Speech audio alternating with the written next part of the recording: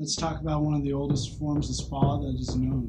If you want to honor the land, connect with your ancestors, witness the gods, and save Midgard, you're in the right place. If it's your first time here, consider subscribing and then hit that bell so you don't miss any future episodes. Hey there, you beautiful heathen. I'm Matt Sargent. Welcome to Iowa's Initiations.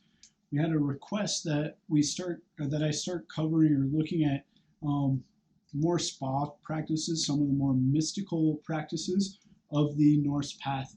And we're going to start that by talking about my favorite form of divination, and that is the tool that's right next to me, one of mankind's first tools, and in my opinion, one of the best tools that is you can use for divination, and that would be fire. Fire. That's a throwback right there. If you know who might have said that, leave a note in the comments. Can't believe I just did that. That said, using fire as divination is a very ancient practice. I'm not actually aware of any mentions of it in the lore.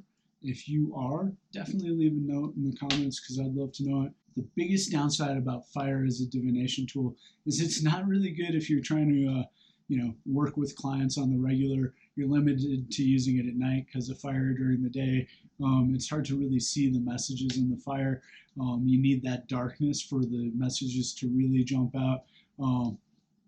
I can, when I really focus and work on it, I can use a candle for fire scrying. That said, the small flame of a candle isn't nearly as communicative as a bigger campfire or bonfire. So how do you use fire for divination? The first step is going to be to build a fire.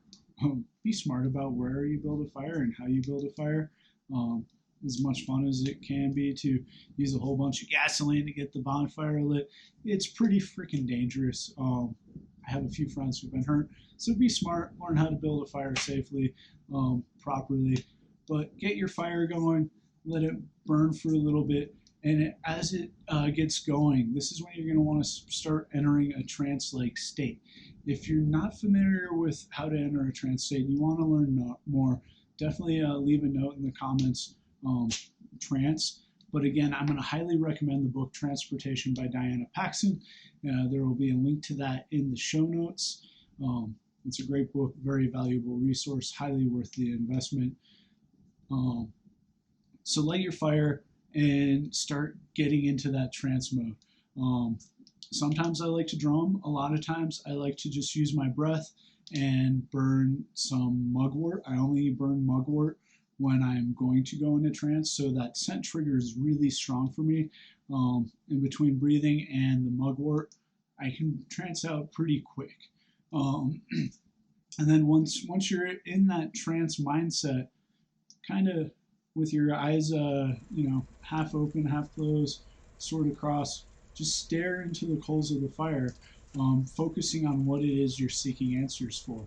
And oftentimes within 5 to 10 minutes, the message is very clear to me. It's almost as vivid, if not more vivid, than watching TV. Give this a try. Let me know what you think. Have you ever used fire as a form of divination? If so, let me know what your results were in the comments below.